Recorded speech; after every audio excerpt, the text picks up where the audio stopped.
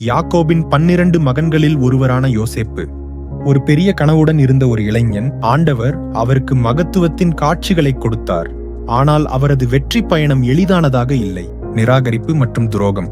பொறாமையால் தூண்டப்பட்ட யோசேப்பின் சகோதரர்கள் அவரை அடிமைத்தனத்திற்கு விற்றார். அவர் எகிப்துக்கு கொண்டு செல்லப்பட்டார். அங்கு அவர் போத்திபாரின் வீட்டில் ஒரு வேலைக்காரரானார். விசுவாசமும் விடாமுயற்சியும் கடினமான சூழ்நிலைகள் மத்தியிலும் யோசேப்பு கடவுளுக்கு உண்மையுள்ளவராக இருந்தார். அவன் கடினமாக உழைத்தான். சீக்கிரமே போத்திபார் அவனை தன் வீடு முழுவதற்கும் பொறுப்பாளியாக்கினான். சோதனையும் நேர்மையும். போத்திபாரின் மனைவி யோசேப்பை வற்புறுத்த முயன்றபோது அவர் மறுத்துவிட்டார். அவர் கடவுளையும் தனது எஜமானரையும் மதிக்க தேர்வு செய்கிறார்.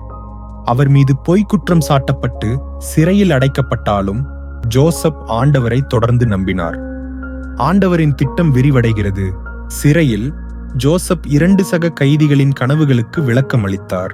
பார்வோனின் கோப்பையை சுமப்பவர் உட்பட பானபாத்திரக்காரன் விடுதலை செய்யப்பட்ட போது அவர் ஜோசப்பை மறந்துவிட்டார். ஆனால் ஆண்டவர் மறக்கவில்லை. சிறையிலிருந்து அரண்மனை வரை 2 வருடங்களுக்கு பிறகு பார்வோன் ஒரு தொந்தரவான கனவு கண்டான். பானபாத்திரக்காரன் யோசேப்பின் திறமையை நினைவு கூர்ந்தான். பார்வோனின் கனவை விளக்க யோசேப்பு அழைக்கப்பட்டார். அவருடைய ஞானம் ராஜாவை கவர்ந்தது.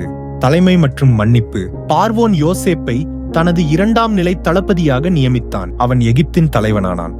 பஞ்சத்தின் போது அவரது சகோதரர்கள் உணவு தேடி எகிப்துக்கு வந்தபோது யோசேப்பு அவர்களை மன்னித்து அவர்களின் தேவைகளை பூர்த்தி செய்தார்.